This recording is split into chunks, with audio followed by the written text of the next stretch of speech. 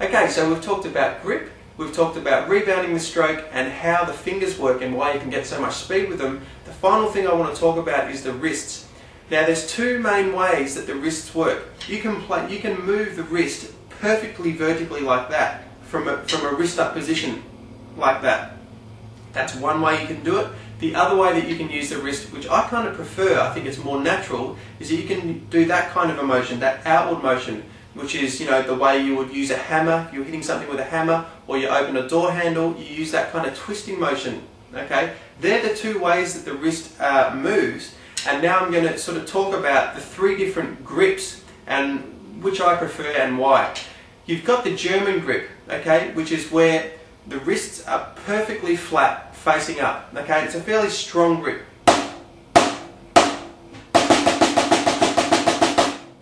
Then you've got the French grip, which is where the thumbs come up and you play you're still aiming for vertical lines, but the thumbs are up, so you're playing like this, which is used in a lot of timpani playing. Okay, back to the German grip. If we just rotate our wrists out slightly, that's called the American grip. Now, in my opinion, that's the best grip to use around the kit, because you're not always, when you're playing on the drums, you're not always playing just on a vertical surface like this. You're having to rotate the wrist slightly as you go around the drums. Okay, by the time we play on the floor tom, we're not playing, you know, wrist up perfectly like that and moving it out, the shoulder out to play like this.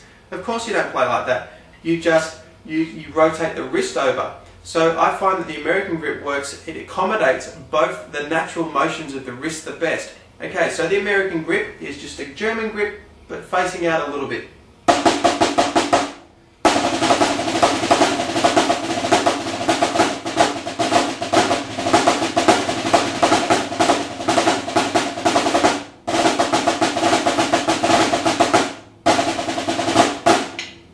So they're all the things that go into developing your stick technique. Okay, so just practice all of those things, keep those things in your mind, and you'll be on your way to playing single strokes and double stroke rolls.